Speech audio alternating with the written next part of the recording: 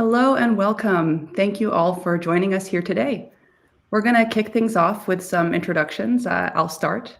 My name is Dr. Rebecca Portnoff. I am Vice President of Data Science at Thorn. For those of you who aren't familiar, Thorn is a nonprofit that builds technology to defend children from sexual abuse. I lead the data science team at Thorn, which is the team that builds our AI technology to accelerate our mission. I also lead Thorn's engagement with the AI community more broadly, including this initiative, which we're here to discuss today. Now I'm going to pass it over to Matt to introduce himself. Hey everyone, my name is Matt Soeth. I'm the head of trust and safety and global policy at All Tech is Human. All Tech is Human is one of the largest responsible tech communities in the world, and we bring together people, organization, and ideas to grow and strengthen the responsible tech ecosystem. Awesome. Thank you so much, Matt. I'm going to pass it over to Emily now. Could you please introduce yourself? Sure thing. Hi, all. I'm Emily Cashman-Kirstein. I lead child safety public policy at Google. And fun fact, I am a Thorn alum, a proud one. So happy to be here. And before that, spent some time on the Hill. Thanks so much, Emily. And now, Chelsea, please go for it.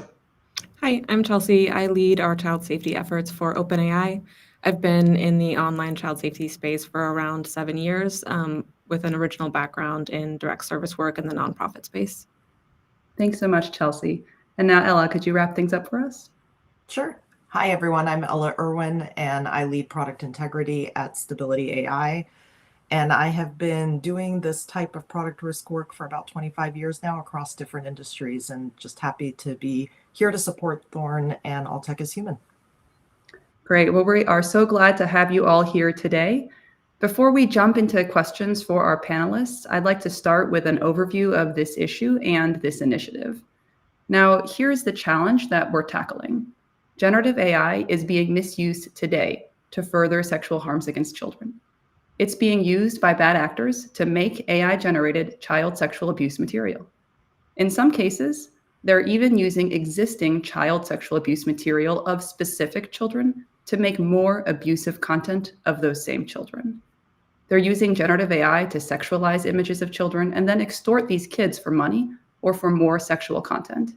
And it's not just images where this kind of abuse is occurring. The harms continue into text, and video is just around the corner. This is all against the backdrop of an overtaxed child safety system. Hotlines and law enforcement are swamped with reports of child sexual abuse material, including millions of files depicting the sexual abuse of children. Anything that adds to that haystack is a real problem. But in the middle of all of this, we see concrete opportunity. That's why Thorn and All Tech is Human brought together open source and closed source, generative AI developers and providers, social platforms, search engines, and more to define and commit to a set of safety by design principles to prevent the misuse of generative AI for furthering sexual harms against children. These principles cover the full life cycle of AI, from develop to deploy to maintain. Whether it's cleaning your training data sets of child sexual abuse material, including signals in the generated content so law enforcement and hotline analysts can better determine what content is AI generated or AI manipulated, whether it's assessing your model for its capability to generate child sexual abuse material before releasing it, sharing transparently with the ecosystem what mitigations you put in place to prevent your model from being capable of producing this kind of content, or removing models and services for nudifying and sexualizing benign images from your platforms and search results. There are so many concrete and tangible ways that together we can halt this problem in its tracks.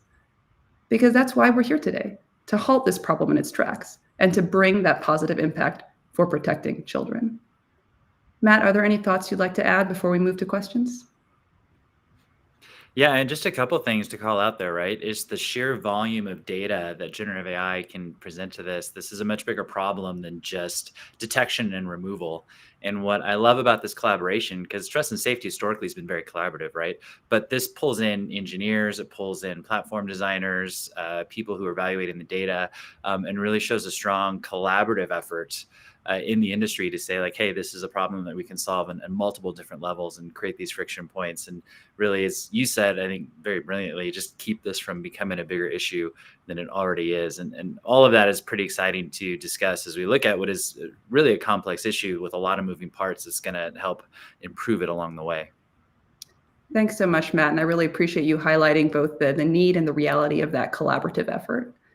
So we'll be moving into some Q&A now, starting with Ella. Ella, can you share with us about Stability AI strategies to innovate responsibly and safeguard children? We'd love to hear about why Stability joined this initiative. Sure. Well, look, like many of my peers on this call and who have joined in on these commitments, we are investing a lot of time and money into developing safeguards. It starts from the point in time that we create training data sets, really making sure that we're curating safe training data sets, which is actually pretty hard. We want to make sure we're working with high quality, safe data, and then making sure that we are effectively monitoring and detecting suspicious activity that's happening on our API and on our platform. If we see bad actor behavior, we want to be able to zero in on it very quickly and take action.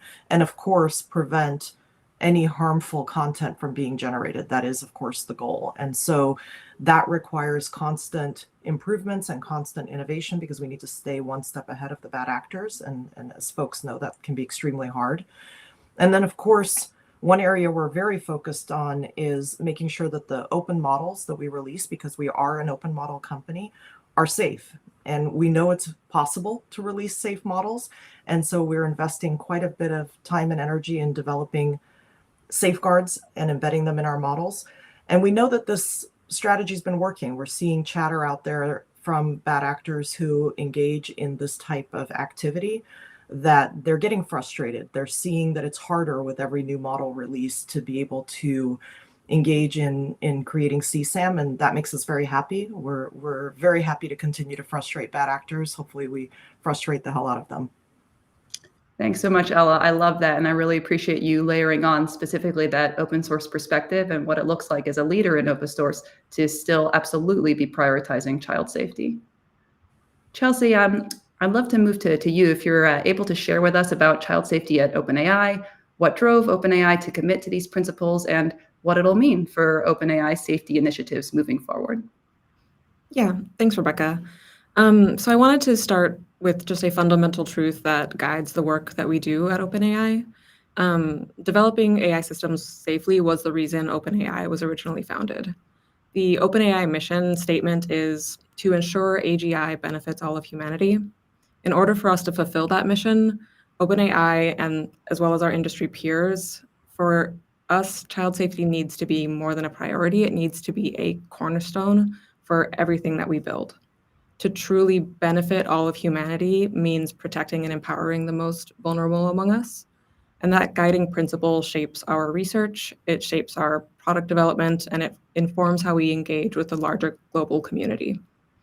Our commitment to the safety by design principles is motivated by the fact that we recognize that we have a profound responsibility and want to demonstrate our continued resolve in ensuring in that every step we take in advancing AI is measured against the highest child safety standards. By participating in this initiative, all of us are setting that new standard for what it means to build AI systems in a responsible way. And on top of that, we're also showing the world that it's possible to drive innovation forward while also upholding a deep commitment to protecting children. And we recognize that no organization or company can shoulder this responsibility alone. Collaboration is fundamental to success in this space, as anyone who works in the child safety capacity can tell you. And because of the importance of what's at stake here, this approach becomes even more critical in my view.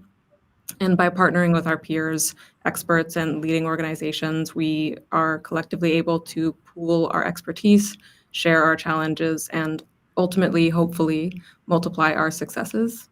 So for those reasons and more, I just want to say that I'm personally so grateful for all the work that it took to get here, and I'm looking forward to continuing this work with you all. Thanks. Thank you so much, Chelsea. I really appreciate the themes of responsibility and collaboration that you're highlighting here. I think that those are core to the ethos of safety by design to begin with. So thank you for highlighting that. Emily, we'd love to hear about Google's role as well in combating AI-generated child sexual abuse material and the implementation of these safety principles.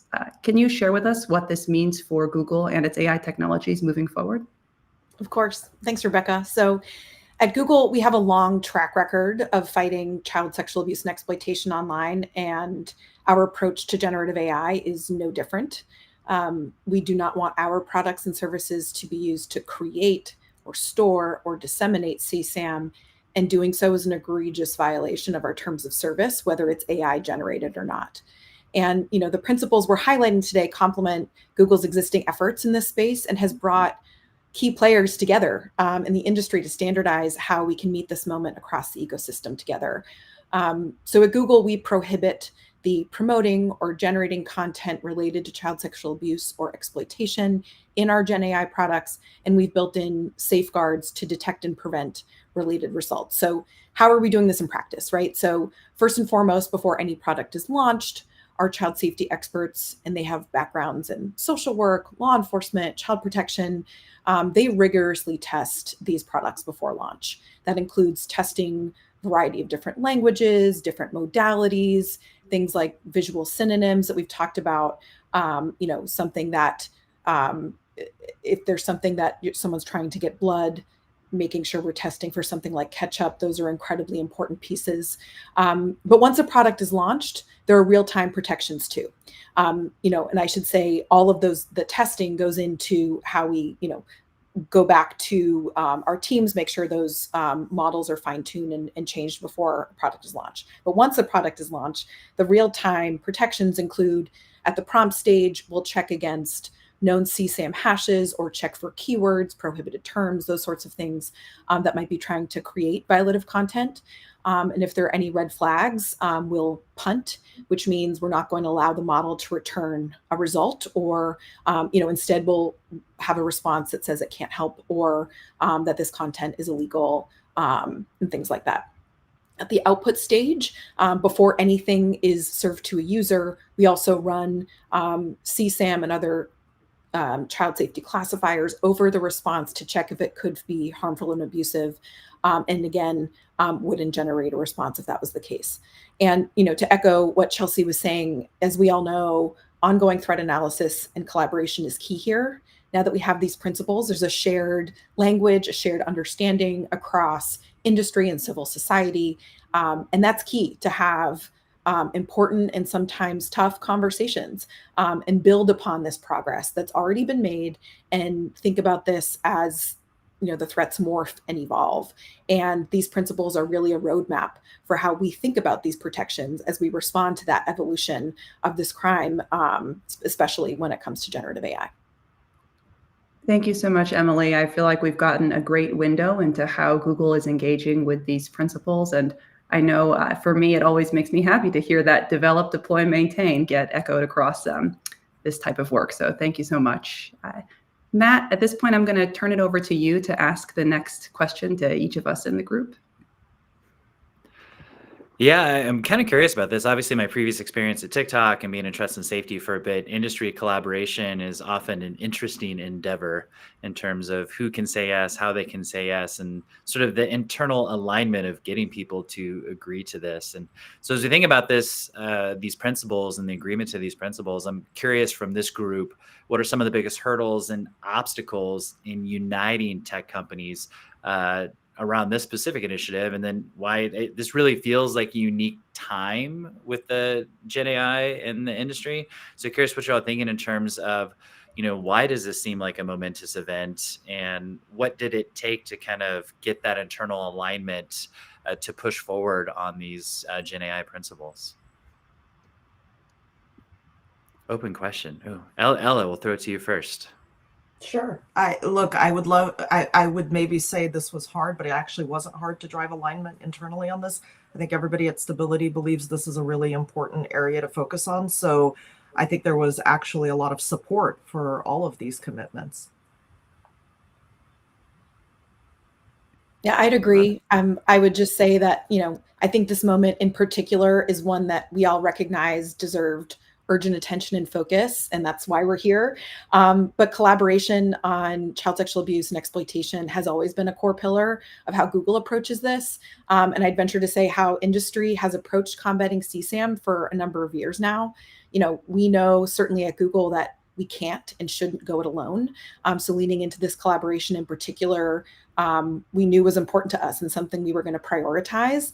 And that's something we would do across different, combating child sexual abuse in any form it may take, now and down the line. And, I think it's also important to recognize that we weren't starting from scratch here, right? This is a unique and pivotal moment, but there are a lot of learnings across industry and civil society that brought us here to this moment. For example, as I mentioned, we're using technology that's been used for years, like hash matching and classifiers to combat GenAI CSAM, and it's effective. And so while we have the building blocks and the relationships and the understanding of this need to collaborate, that made this really a safety by design moment, as was very aptly named in the principles. And if I could just tack on to that, I really 100% agree that we already sort of had a strong background of collaboration on this topic. The tech companies have a long history of working together. But if I could speak to what could be a challenge in making something like this go from an idea to where we are now, is that there's just a lot of moving parts. The actual nuts and bolts of how we implement these safety principles are sometimes it requires quite a lot of technical experts to weigh in and point out where things are possible, where things are possible but difficult, and point out potential other solutions, and having that all shake out into something concrete, substantial, and doable by everybody involved. There is a little bit of complication there, but given our history of working together and already having, as Emily said, a lot of things in place that we could jump from, made it not as challenging as maybe we might have expected. Matt, I'll just close this out here and be a little bit of a contrarian, although I certainly agree with what folks are saying about how we had many of the building blocks in place and there was a lot of learnings to come off of. So I've worked in the intersection of AI and child safety for over a decade now. And candidly, I'll share that what I've observed repeatedly is two big obstacles in uniting tech companies to date. One is this sense of the issue is too complex, it's too difficult, it's too horrific, I can't look at it. And then the other builds off of that. Well, because it's so complicated and there's no perfect solution, I can't try, I'm not going to try. And what these initiatives and the commitments and the people who gave their time and their energy for a year to make this happen, what this is a testament that yes, while the issue is horrific, we have to face it. And yes, while it's complicated, it's not impossible to tackle. And in fact, there are many feasible technological and policy solutions that we can employ to meet this moment. Yeah, those are some great observations. One from having the building blocks, the coalition that we are aligned on child safety as being an important issue. And sometimes, and this is a big thing in all tech is human, right? These are very sticky, thorny, messy issues that we kind of need to take head on and really, whether it's from technical solutions, policy solutions, collaboratively, really need to work towards a solution rather than it's really bad. I don't know if we can deal with that right now, right? But work is no, we can take this, but it's going to take this group effort in order to kind of take a big leap forward. So no, thanks for that. Absolutely, yeah. Well, thank you all so much for your thoughtful reflections on this initiatives. We're going to open up some time now to answer questions from viewers, so please feel free to throw your questions into the chat and we'll keep an eye out for those. We're going to kick things off with a question here for OpenAI. Chelsea, could you share your reflections on any common misconceptions about child safety and generative AI that you're familiar with or that you would want to address? Yeah, actually. So one question I get quite often when I talk about the work that I do is with regards to AI-generated CSAM, is that not better than non-AI generated CSAM? And is it in fact beneficial to the world for people to be in possession of that instead of CSAM, the traditional CSAM? And I can give like my personal take on this. I won't give like a lot of like background for why I believe this, but I believe it's just as harmful, and it has the potential to be worse in some scenarios. There is the capability of fine tuning on a person's likeness and depicting even worse abuse than ever occurred, long after a victim has been safeguarded. There's so many different iterations of how this could be very, very harmful. And the misconception that this is somehow not as harmful of an abuse type is something that I really wish more people would think about. Thank you, Chelsea. I really appreciate you getting to the heart of that. And certainly those who are familiar with the research know that there is a link between consumption of this kind of content and hands-on abuse. And so recognizing the harms that come with this, that they are real, is definitely vital. Let's move to the next question. Ella, I think this one is for you. Can you share with us some of the biggest challenges that you faced or that you're facing in implementing child safety measures at Stability AI? Sure. And I would probably say this is a common challenge based on some of the conversations I've had with peers in the industry. Look, in other fields, and there's folks here who have done this in many other areas, whether that's social media or search or other areas. Normally, you have historical data you can work with. You understand bad actor behavior in terms of how bad actors are exploiting your technology, what gaps are being exploited, et cetera. This is a nascent industry. And for many of us, the data surrounding what bad actors are doing has been nebulous. And it's hard to get to. And certainly for a new company like Stability, that is true. And so what has been very challenging is trying to solve a very difficult problem. You've heard from everyone how complex this is, without having actual examples of the problem and enough to work with to be able to solve it. And so what we have found a lot of benefit and success from is we've built very good relationships with law enforcement agencies all over the world. We've had very good, deep conversations around what they're seeing. I mean, they are out there arresting, investigating, prosecuting the people who perpetrate this type of harm. And by sharing, I mean, these are very difficult conversations. Psychologically, they're very difficult on anyone who participates in these conversations, but they're so important because you have to be able to see these examples. You have to understand exactly how bad actors are using these models and these tools. What gaps are they exploiting? What are the most popular prompts? What kind of images are being generated? If you don't actually understand the problem, we've brought researchers into these conversations so that they can see firsthand what's happening, because then they walk away from the conversation and they say, oh, I know exactly how we can solve this. I know how we can close this gap.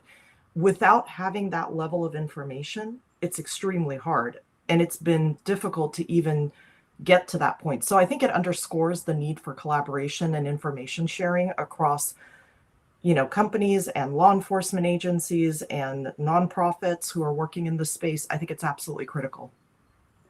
That really resonates, Ella. I think in general, finding opportunities for folks on the ground who know exactly what's happening, who are in it day to day, to be able to collaborate directly with the technologists who are building out this next generation of technology, that kind of collaboration is really critical. Thank you for sharing your thoughts. This next question is for Google. Emily, could you share with us some of your thoughts on what parents should know about AI safety for kids? Definitely. Happy to. I think it's important for parents to know about the serious issues we raised here, right? The risks, the protections that are put in place specifically for CSAM, and the ways that generative AI can be misused. But it's really also important to think about the other side of this. Generative AI as a technology and the incredible opportunities and possibilities that come with it. And how do we ensure, we think about teens in particular, how do they have the tools they need to use this technology well and prepare them for a future where it's part of everyday life? We thought about this a lot. and actually didn't allow teens on Gemini until we felt like we had the right protections in place and educational moments in place to support them. And a key piece of that education and thinking through all this was developing a teen Gen AI literacy guide, which lives on our help site, but it's also embedded into the onboarding for teens. And it goes through really important themes like AI is a machine learning model, it's not a human. It can and will make mistakes. How important it is to think critically and evaluate responses. And this guide was written specifically for teens, but from personal experience, I can tell you it's actually quite helpful for adults as well. So we have it in writing, but there's also a great video that helps explain things really well. Folks can find it on YouTube, and maybe I can ask the Thorn folks to share the link in the chat. I think the other piece to this is, and Thorn has great resources here.